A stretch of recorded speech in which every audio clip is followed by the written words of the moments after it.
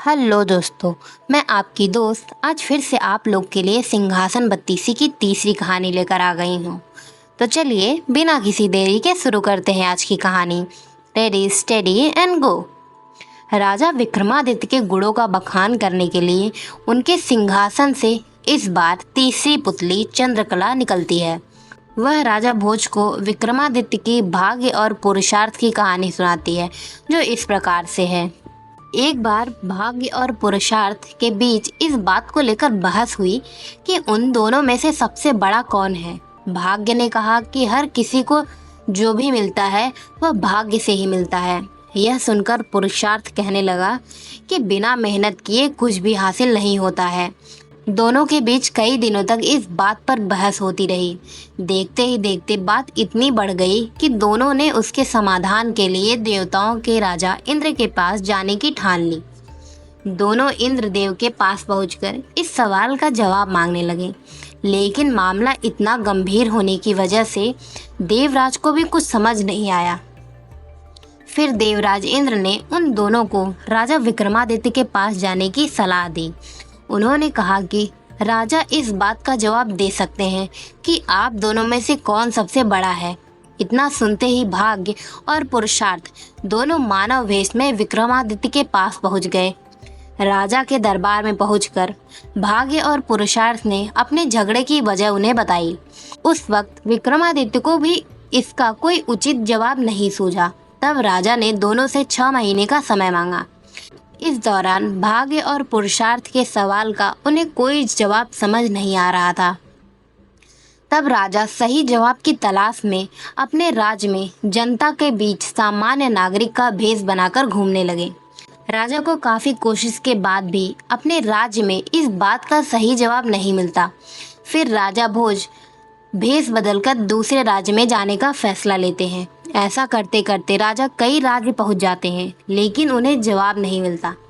इस दौरान राजा एक व्यापारी के पास जाकर काम मांगते हैं और कहते हैं कि वो ऐसे काम कर सकते हैं जो कोई अन्य नहीं कर सकता है। कुछ दिन बाद व्यापारी बाहर काम के लिए राजा विक्रमादित्य के साथ जहाज से जाता है।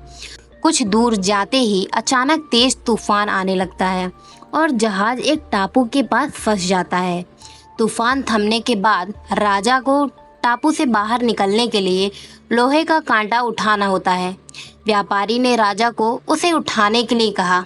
जैसे ही राजा ऐसा करता है, वह जहाज तेजी से आगे निकल जाता है और विक्रमादित्य टापू पर ही छूट जाते हैं। टापू पर छूटने के बाद राजा कुछ दूर आगे चलते हैं तो उन्हें वहाँ एक नगर दिखाई दिया। नगर के गेट पे लिखा था कि यहाँ के राजा की बेटी का विवाह महाराज विक्रमादित्य के साथ होगा। यह पढ़कर राजा चौंक गए और महल में चले गए। वहाँ पहुँचते ही उनकी मुलाकात राजकुमारी से हुई। कुछ दिनों के बाद दोनों की शादी हो गई। महल में कुछ दिन बिताने के बाद राजा विक्रमादित्य अपनी पत्नी व राज्य की राजकुमारी को लेकर अपने राज्य की ओर निकल जाते हैं। रास्ते में राजा की भेंट एक सन्यासी से होती है। वह सन्यासी चमत्कारी माला और एक छड़ी राजा को दे देता है। सन्यासी ने राजा को बताया कि इस माला को पहनने पर व्यक्ति अदृश्य हो जाता है और छड़ी से सोने से पहले जो भी मांगा जाए वो मिल जाता है। राजा सन्यासी को उपहार के लिए धन्यवाद कहते हैं और आगे बढ़ जाते हैं।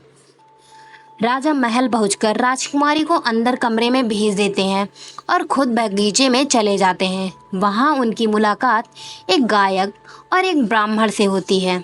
दोनों ने राजा को बताया कि वो इस दिन का सालों से इंतजार कर रहे थे। राजा विक्रमादित्य ने पूछा कि ऐसी क्या बात है कि वो सालों से उनकी राह देख रहे थे। दोनों ने बताया कि वो गरीब हैं और सालों से बगीचे में यह सोचकर मेहनत कर रहे हैं कि एक दिन राजा उनके सब दुखों को दूर कर देंगे। इतना सब सुनते ही राजा ने सन्यासी से मिली माला गायक को दे दी और छड़ी ब्राह्मण को दे दी। उसके बाद राजा अपने दरबार चले गए। 6 महीने बीतने के बाद भाग्य और पुरुषार्थ दोनों राजा के सभा में आए। विक्रमादित्य उन दोनों को बीते 6 महीनों की सभी घटनाएं सुनाते हैं। इतना कहकर राजा दोनों को समझाते हुए कहते हैं कि छड़ी और माला का उन्हें मिलना भाग्य था और गायक व ब्राह्मण को यह पुरुषार्थ की वजह से मिला।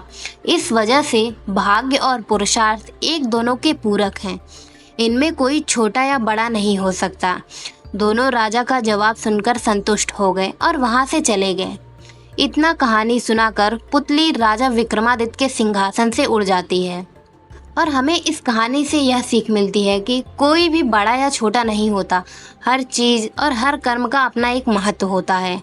तो ये रही हमारी आज की कहानी। अगर आपको यह कहानी अच्छी लगी तो वीडियो को लाइक करें और हमारे चैनल को ज़रूर सब्सक्राइब करें। मैं आपसे फिर से मिलूंगी एक नई कहानी के साथ। तब तक के लिए आप अपना ध्यान रखें और बाय बाय।